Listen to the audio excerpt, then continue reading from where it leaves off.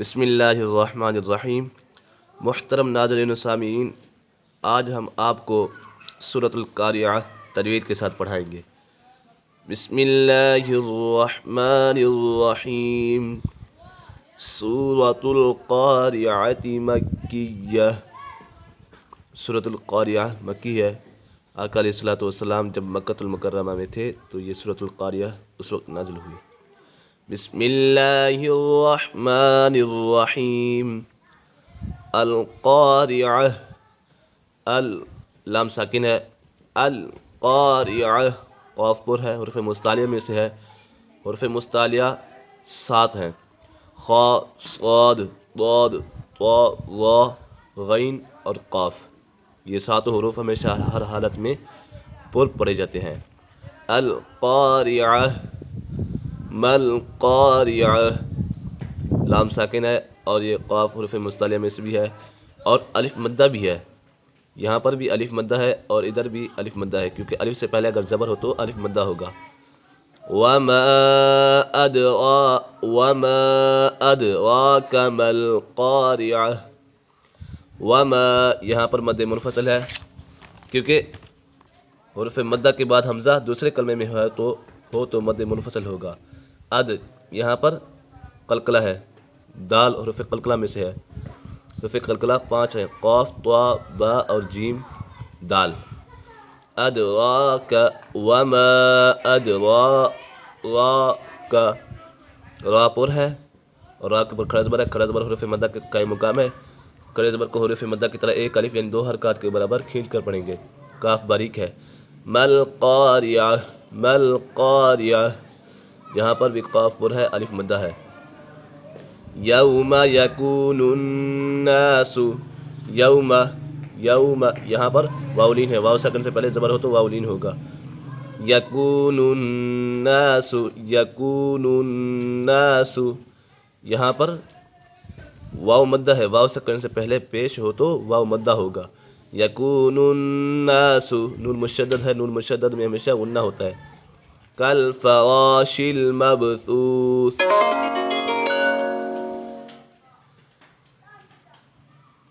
کالفراش المبثوث، لام ساکن ہے، فرا الف مدہ ہے، الف سے پہلے زبر ہو تو الف مدہ ہوگا۔ مبثوث، با کے اوپر قلقلہ ہے، حروف قلقلہ 5 ہیں، قاف، طا، با، جیم، دال۔ مبثوث، یہاں پر مد عارض بھی لگ رہا ہے، کیونکہ حروف مدہ کے بعد عارض سکون یعنی وقف کی وجہ سے کوئی حرف ساکن ہو جائے تو مد عارض ہوگا۔ وَتَكُونُ الْجِبَالُ، وَتَكُونُ الْجِبَالُ كَالْعِهْنِ الْمَنفُوشِ، واو مدہ ہے، واو ساکن سے پہلے پیش ہو تو واو مدہ ہوگا۔ جبال، یہاں پر الف مدہ ہے۔ كَالْعِهْنِ الْمَنفُوشِ، منفوش، نون ساکن ہے، نون ساکن یا تنوین کے بعد حروف اخفا میں سے کوئی بھی حرف آ جائے تو اخفا ہوگا۔ یہ فا حروف اخفا میں سے ہے، یہاں پر غنہ ہوگا۔ منفوش، منفوش، یہاں پر واو ساکن سے پہلے پیش ہو تو واو مدہ ہوگا، یا حروف مدہ کے بعد عارض سکون یعنی وقف کی وجہ سے کوئی حرف ساکن ہو جائے تو مد عارض ہوگا، یہاں پر مد عارض بھی ہو رہا ہے۔ فَأَمَّا مَن ثَقُلَتْ مَوَازِينُهُ، فَأَمَّا میم مشدد ہے، میم مشدد میں ہمیشہ غنہ ہوتا ہے۔ من ثقلت، من ثقلت، یہاں پر اخفا کا قاعدہ لگ رہا ہے، نون ساکن تنوین کے بعد حروف اخفا میں سے کوئی بھی حرف آ جائے تو اخفا ہوگا، یعنی غنہ کر کے پڑھیں گے۔ ثقلت، ثقلت موازینہ، الف مدہ ہے، الف مدہ ہے، الف سے پہلے زبر ہو تو الف مدہ ہوگا۔ زینہ، یہاں پر یا مدہ، یا ساکن سے پہلے زیر ہو تو یا مدہ ہوگا۔ فَهُوَ فِي عِيشَةٍ رَاضِيَةٍ، فَهُوَ فِي، یا مدہ ہے، یا ساکن سے پہلے زیر ہو تو یا مدہ ہوگا۔ یہاں پر بھی یا مدہ ہے، یا ساکن سے پہلے زیر ہو تو یا مدہ ہوگا۔ عِيشَةٍ رَاضِيَةٍ، را مشدد ہے تو اسے جماع کے ساتھ پڑھیں گے، الف مدہ بھی ہے۔ راضیہ، وَأَمَّا مَنْ خَفَّتْ مَوَازِينُهُ، میم مشدد ہے، میم مشدد میں ہمیشہ غنہ ہوتا ہے۔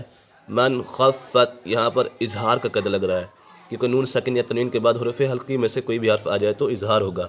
یہ خا حروف حلقی میں سے ہے، حروف حلقی 6 ہیں، حمزہ، عین، غین، خا۔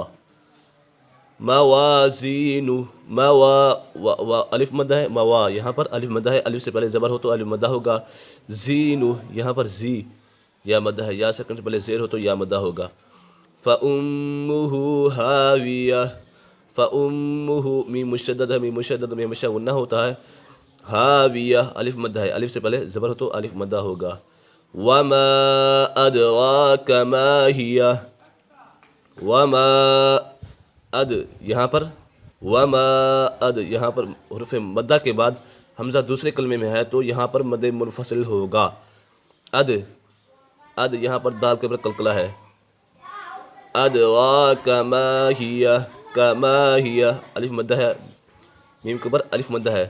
ما ہی نار یہاں پر بھی الف مدہ ہے. نار یا الف سے پہلے زبر ہو تو الف مدہ ہوگا. نار حامیہ یہاں پر بھی الف مدہ ہے. الف سے پہلے زبر ہو تو الف مدہ ہوگا. حامیہ ایک مرتبہ اس کو روانگی کے ساتھ پڑھ لیتے ہیں. بسم اللہ الرحمن الرحیم. القارعۃ ما القارعۃ وما ادراک ما القارعۃ یوم یکون الناس کالفراش المبثوث وتكون الجبال كالعهن المنفوش فأما من ثقلت موازينه فهو في عيشة راضية وأما من خفت موازينه فأمه هاوية وما أدراك ما هي نار حامیہ. صدق اللہ العظیم.